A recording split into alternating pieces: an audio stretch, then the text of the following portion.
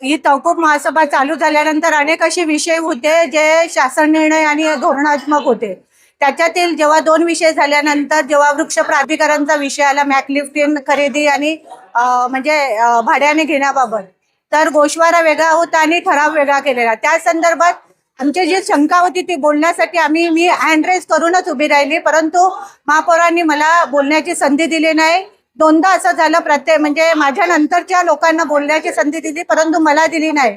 याबद्दल जाब विचारल्यानंतर महापौर मॅडमचं स्पष्ट मत असं होतं की प्रत्येक विषयामध्ये बोलण्याची तुम्हाला गरज नाही. असं बोलल्यानंतर आम्ही लोकप्रतिनिधी म्हणून निवडून कशाला येतो? महासभेमध्ये असाच एक प्लॅटफॉर्म आहे की जिथे असले जे विषय आहे, शहराचे विषय आहे, धोरणात्मक विषय आहे, त्याबद्दल बोलण्यासाठी ही महासभा असते. त्यांचं असं म्हणणं आहे की हे विषय आहे, तुम्हाला बोलायचं असेल तर आयुक्तांकडे जा. आयुक्तांकडे जायचं असेल तर महासभा बोलवायची कशाला?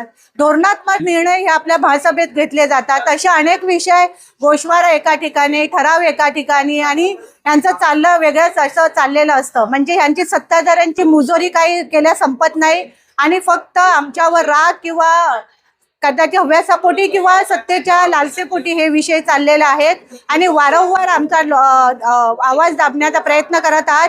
ह्याच पायी आम्ही काही वेळासाठी सभात्याग करून आम्ही सभागृहाचे बाहेर बसलो आणि त्यानंतर मग आमचे गटनेते जय ठाकूर आणि विरोधी पक्षनेते आफरीन मॅडमने विनंती केली की आपल्याला नंतर बोलायला संधी देतील, परंतु तरी देखील शेवटी सुद्धा आम्हाला बोलण्याची संधी दिली नाही.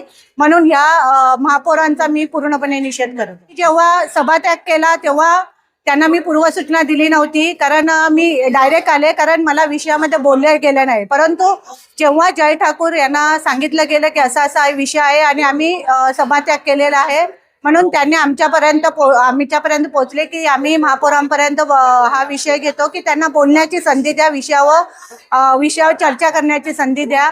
आणि त्यानंतर मग आम्ही त्यांच्याबरोबर सभागृहात गेलो आणि विषय मांडण्याचा प्रयत्न केला, परंतु तरी देखील महापौरांनी आम्हाला पुरेसा वेळ दिला नाही.